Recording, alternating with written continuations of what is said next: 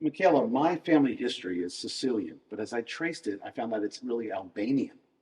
And that we go back to the 1400s when the Muslims came into Constantinople and were beheading people. And then they went into Albania and they were looking to take over Albania. And a gentleman named Skanderbeg, who became a legendary fighter for 25 years, he holds them off.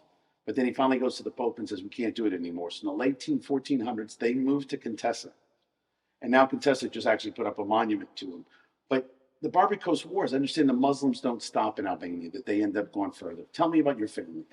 Well, we all tend to forget, I guess, that we're all part of history. So this affected those invasions, and the Barbary Coast Wars affected my family as well.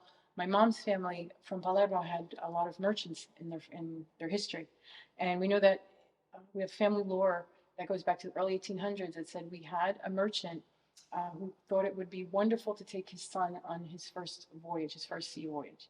And he took his son with him. His son was probably around 10 years old, 10 or 12 years old. But they were captured. They were invaded and captured by, my family always said, Turkish pirates.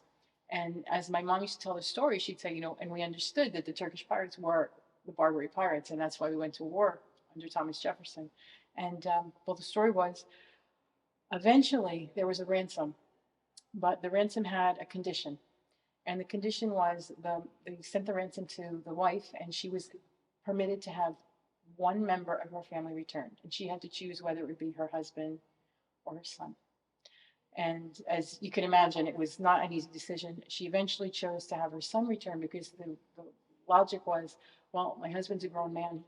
He can survive. He can take care of himself. But my son has his whole life ahead of him. He's just a kid he can't face this. So the son was returned, but we do know, again, in family stories, was that we were told the son was never right after that. He was kind of ruined as a person because he had, I guess, we would call it today post-traumatic stress disorder, PTSD. So that's how, history of America. We see in America, we have museums to World War II museum. We have the Civil War against so many museums. We ignore that. We ignore the Barbary Coast War, which was really America's first war. Yes, it's really important in the story of our country.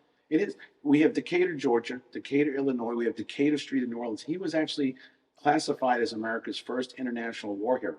But I understand the pilot of his ship was Salvador Catalano, and they sailed out of Catania.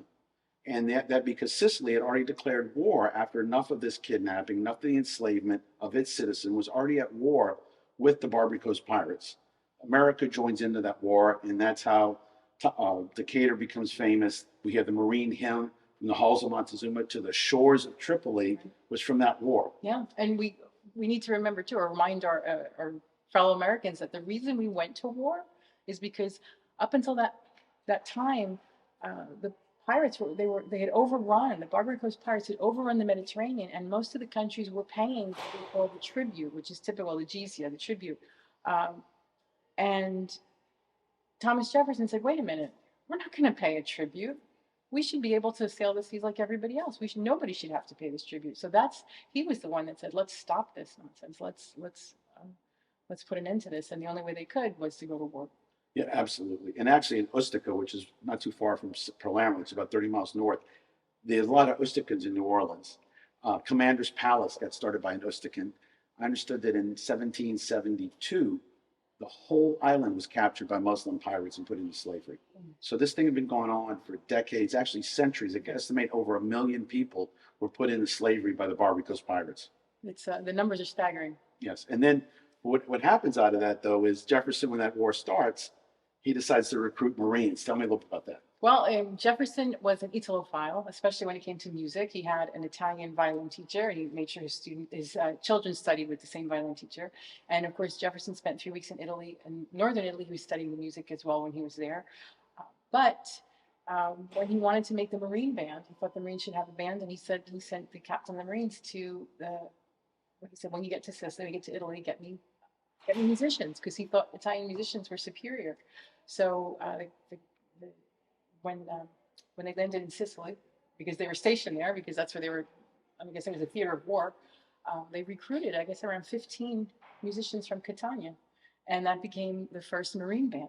And there was a young boy that was part of that. His name was Venerando Pulizzi. He was from Catania, And he worked his way up from the fife and drum, and he eventually became the director of the Marine Band. And I think we had at least three in the 1850, around the 1800s, mid 18 up to the mid 1800s. We had about three directors that were from Italy. And what's great in New Orleans is not only do we have that, but we have in New Orleans one of the Marine bands today. There's three. There's a Marine Reserve Band, and that's stationed in Algiers. And they play at the balls, the carnival balls. They march in the parades. They're very active around New Orleans and throughout the South. And actually, I heard they went to Europe. So we have the Marine Band in New Orleans, and we hear them. We can look at those roots coming back from Sicily. Oh, that's awesome. We're good. I'm good. I hope you can hear me. I'm not talking.